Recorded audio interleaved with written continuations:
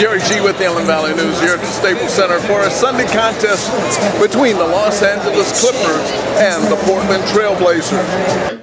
You know, I didn't think I'd say this ever, but I turned to one coach and said, you know, we have 87 points and we're down 10 going into the fourth. Usually if you have 87 points at the end of the third, you're really happy, right?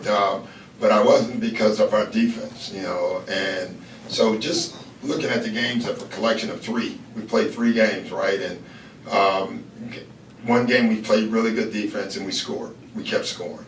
The other the other 2 games we played really good offense and we didn't play good defense.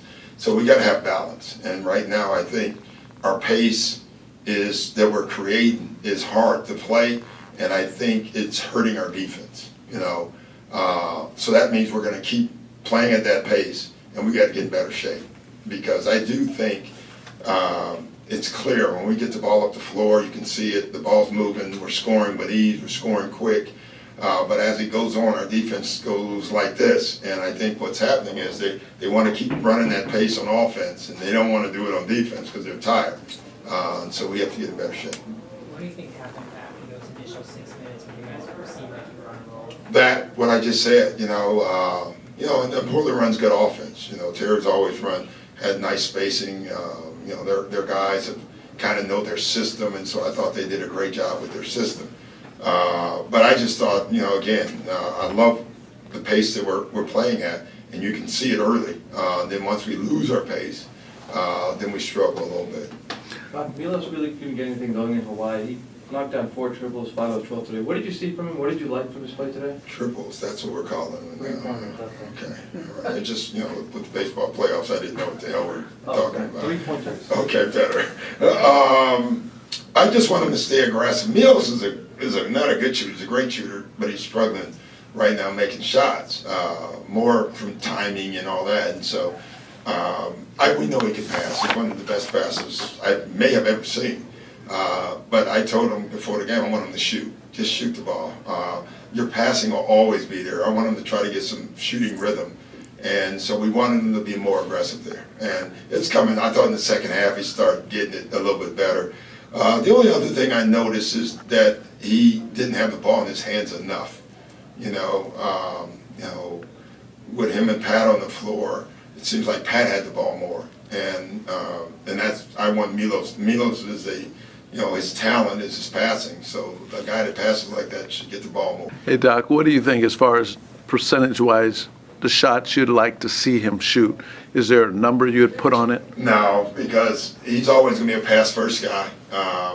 But, you know, you watch those first 2 games, he passed up open shots. And we don't want him to do that because he's such a good shooter. So he'll find his way. I mean, you know, he's 30. He's played a lot of basketball in his life, but he's never played in the NBA. And so he's just got to get used to the different speed and the pace and his teammates. You know, we have 9 new guys putting in a new system, so it's just going to take time. How challenging is that for you to try to make it cohesive?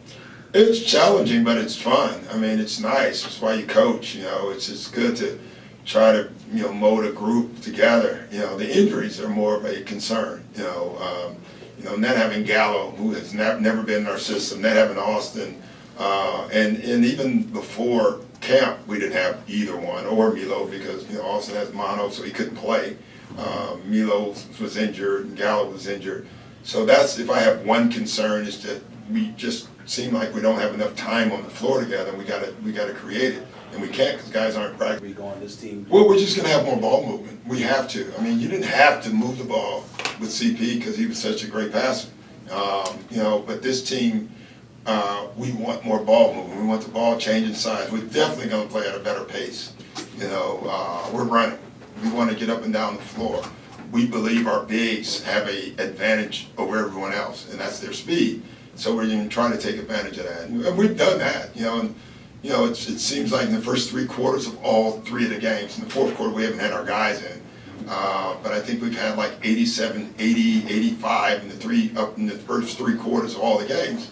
We'll take that all night, you know.